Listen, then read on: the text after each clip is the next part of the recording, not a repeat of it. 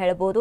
ಯಾಕಂದ್ರೆ ರೈತರು ಕಂಗಾಲಾಗಿ ಹೋಗಿದ್ದಾರೆ. ಮಳೆ ಆಗ್ತಾ ಇಲ್ವಲ್ಲಪ್ಪ, ಬೆಳೆ ಬೆಳ್ಕೊಂಡಿದೀವಿ ಅಂತ. ಇದೀಗ ಮಹಾರಾಷ್ಟ್ರದಲ್ಲಿ ಆದಂತ ಮಹಾಮಳೆಗೆ ಕೃಷ್ಣಾ ನದಿಗೆ ಜೀವ ಕಳೆ ಬಂದಿದೆ. ಮುಂಗಾರು ಚುರುಕು, ಮಲೆನಾಡು ಕರಾವಳಿಯಲ್ಲೂ ಕೂಡ ವರ್ಷಧಾರೆಗೆ ರಾಜ್ಯದ ಕೆಲ ಜಲಾಶಯಗಳ ಒಳಹರಿವು ಹೆಚ್ಚಳ ಆಗಿದೆ.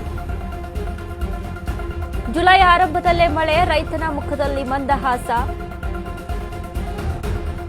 ಭಾರಿ ಮಳೆಯಿಂದ ಕೊಯ್ನಾ ಡ್ಯಾಂನ ನೀರಿನ ಮಟ್ಟ ಏರಿಕೆ ಆಗಿದೆ.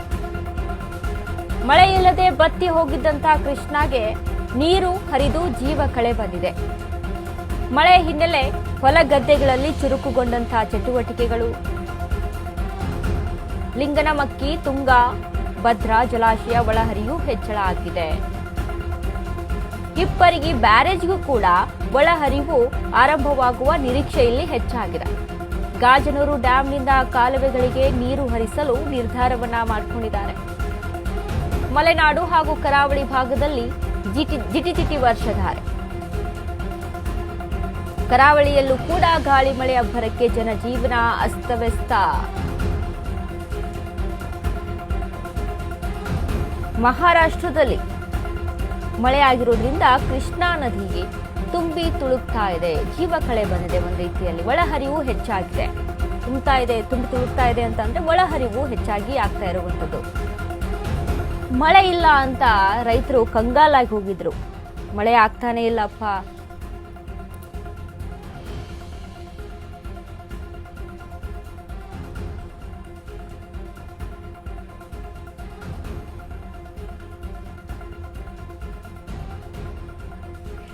ಈಗಾಗಲೇ ನೋಡಿ ಮಳೆ ಆಗ್ತಾ ಇರಲಿಲ್ಲ. ಎಲ್ಲೆಡೆ ಕೂಡ ಏನು ಜೂನ್ ತಿಂಗಳಲ್ಲಿ ಆಗ್ಬೇಕಾದಂತಹ ಮುಂಗಾರು ಮಳೆ ಕೈ ಕೊಟ್ಬಿಟ್ಟಿತ್ತು. ಅಷ್ಟು ನಿರೀಕ್ಷೆ ಪಟ್ಟಂತ ರೀತಿಯಲ್ಲಿ ಏನು ಹವಾಮಾನ ಇಲಾಖೆ ತಿಳಿಸಿತ್ತು ಆ ರೀತಿಯಲ್ಲಿ ಮಳೆ ಆಗ್ತಾ ಇರಲಿಲ್ಲ. ವಾತಾವರಣದಲ್ಲಿ ಆಗ್ತಾ ಇರುವಂತಹ ಏರುಪೇರಿಂದ ಇದೀಗ ಮಹಾರಾಷ್ಟ್ರದಲ್ಲಿ ಆದಂತಹ ಮಳೆಯಿಂದ, ಮಹಾರಾಷ್ಟ್ರದಲ್ಲಿ ಸತತವಾಗಿ ಸುರಿದಂತಹ ಮಳೆಯಿಂದ ಕೃಷ್ಣಾ ನದಿ ತುಂಬುತ್ತಾ ಇದೆ.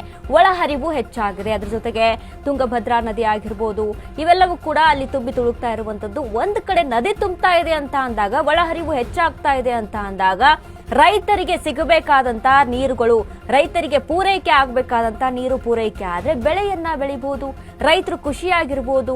ಇನ್ನು ಮತ್ತಷ್ಟು ಅಲ್ಲಿ ರೈತರು ಲಾಭವನ್ನ ಪಡೆದುಕೊಳ್ಳೋದಕ್ಕೆ, ಹೆಚ್ಚಾಗಿ ಅಲ್ಲಿ ಲಾಭ ಒದಗಿಸೋದಕ್ಕೆ ಅಲ್ಲಿ ಹೆಚ್ಚಾಗಿ ಅನುಕೂಲ ಆಗುತ್ತೆ. ಈ ಒಂದು ನಿಟ್ಟಿನಲ್ಲಿ ಈಗಾಗಲೇ ನಾವು ಗಮನಿಸಿದ್ವಿ. ಯಾಕಂದ್ರೆ ಎಷ್ಟೊಂದು ಭಾಗಗಳಲ್ಲಿ, ಉತ್ತರ ಕರ್ನಾಟಕ ಭಾಗ ಆಗಿರ್ಬೋದು, ಕೆಲವೊಂದಿಷ್ಟು ಹಳ್ಳಿಗಳಲ್ಲಿ ಜನ ಮಳೆ ಆಗ್ತಾ ಇಲ್ಲ ಅಂತ ಈ ಸಾಂಪ್ರದಾಯಿಕವಾಗಿ ಈ ಹಿಂದೆ ಏನು ಹೆಚ್ಚಾಗಿ ಮಾಡ್ತಾ ಇದ್ರಲ್ಲ, ಈ ಕಪ್ಪೆಗಳ ಮದುವೆ, ಕತ್ತೆಗಳ ಮದುವೆ, ಈ ರೀತಿಯಾಗಿ ಅವುಗಳಿಗೆ ಮೊರೆ ಹೋಗಿದ್ರು. ಕಪ್ಪೆ ಕತ್ತೆಗಳ ಮದುವೆ ಮಾಡ್ತಾ ಇದ್ರು. ಮಳೆ ಆಗ್ತಾ ಇಲ್ಲ ಅಂತ ಇನ್ನೇನ್ ಮಾಡ್ತಾರೆ ರೈತರು? ಬೆಳೆಯನ್ನ ಬೆಳೆದಿರ್ತಾರೆ, ಬೆಳೆಯನ್ನ ಬಿತ್ತನೆ ಮಾಡಬೇಕು ಅಂತ ಅಂದ್ರೂ ಕೂಡ ಮಳೆ ಬೇಕು. ಒಣ ಬೇಸಾಯಗಾರರಿಗೂ ಕೂಡ ಮಳೆ ಮೇಲೇನೆ ಅಲ್ಲಿ ಅವಲಂಬಿತರಾಗಿರ್ತಾರೆ. ಒಂದ್ ರೀತಿ ಜೂಜಾಟ ಆಗ್ಬಿಟ್ಟಿರುತ್ತೆ ಈ ಮಳೆ ಅನ್ನುವಂಥದ್ದು ರೈತರ ಜೀವನದಲ್ಲಿ. ಸೊ ಹಾಗಾಗಿ ಒಂದು ವೇಳೆ ಮಳೆ ಆಗಿಲ್ಲ ಅಂತ ಅಂದ್ರೆ ರೈತರಿಗೆ ಅಷ್ಟೇ ಅಲ್ಲ, ಮುಂದಿನ ದಿನಗಳಲ್ಲಿ ಕುಡಿಯೋಕ್ಕೂ ಕೂಡ ನೀರಿರಲ್ಲ. ಆ ರೀತಿಯಲ್ಲಿ ಆಗುತ್ತೆ. ನದಿಗಳಾಗಿರ್ಬೋದು, ಹಳ್ಳ ಕೊಳ್ಳಗಳಾಗಿರ್ಬೋದು ತುಂಬಿ ತುಳುಕಬೇಕು. ಈ ಸಂದರ್ಭದಲ್ಲಿ ಮಳೆಗಾಲ ಅಂತ ಅಂದಾಗ ಹೆಚ್ಚಾಗಿ ಮಳೆ ಆಗಬೇಕು. ಎಷ್ಟರ ಮಟ್ಟಿಗೆ ಮಳೆ ಸುರಿತಾ ಇದೆಯಪ್ಪ ಅಂತ ಎಲ್ರು ಕೂಡ ತಲೆ ಮೇಲೆ ಕೈ ಹೊತ್ಕೊಂಡು ಕೂತ್ಕೋಬೇಕು. ಅಷ್ಟರ ಮಟ್ಟಿಗೆ ಆಗ್ಬೇಕು. ಬಟ್ ಮಳೆ ಆಗಿಲ್ಲ. ಗಮನಿಸಿದೀವಿ ನಾವು ಈ ಜೂನ್ ಮಂತ್ ಅಲ್ಲಿ ಎಷ್ಟರ ಮಟ್ಟಿಗೆ ಮಳೆ ಆಗ್ಬೇಕಿತ್ತು. ಮುಂಗಾರು ಮಳೆ ಅಂತ ಅಂದ್ರೆ ಎಲ್ರೂ ಕೂಡ ನಿರೀಕ್ಷೆ ಹೆಚ್ಚಾಗಿರುತ್ತೆ.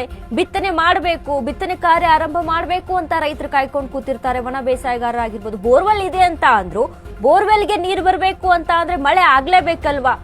ಕೃಷಿ ಹೊಂಡಗಳನ್ನ ಮಾಡ್ಕೊಂಡಿರ್ತಾರೆ, ನೀರನ್ನ ಸ್ಟಾಕ್ ಮಾಡ್ಕೊಂಡಿರ್ತಾರೆ. ಈಗಲೇ ಮಳೆ ಆಗುತ್ತೆ, ನೀರನ್ನ ಸ್ಟಾಕ್ ಮಾಡಿ ಇಟ್ಕೊಳ್ಳೋಣ, ಮುಂದಿನ ಬೇಸಿಗೆ ಕಾಲದಲ್ಲಿ ನಮಗೆ ಆ ನೀರನ್ನ ಪೂರೈಕೆ ಮಾಡ್ಕೋಬಹುದು ಬೆಳೆಗಳಿಗೆ ಅಂತ.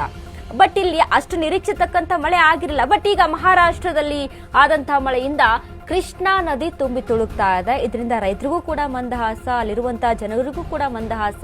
ಇನ್ನು ಸುತ್ತಮುತ್ತಲಿನ ತುಂಗಭದ್ರಾ ನದಿ ಆಗಿರ್ಬೋದು, ಹಲವಾರು ನದಿಗಳು ಅಲ್ಲಿ ತುಂಬುತ್ತಾ ಇದೆ. ಒಳಹರಿವು ಹೆಚ್ಚಾಗ್ತಾ ಇದೆ. ದಿನಂಪ್ರತಿ ಅಲ್ಲಿ ಕುಡಿಯೋಕ್ಕೂ ಅಂತ ಕೂಡ ನೀರು ಬೇಕು.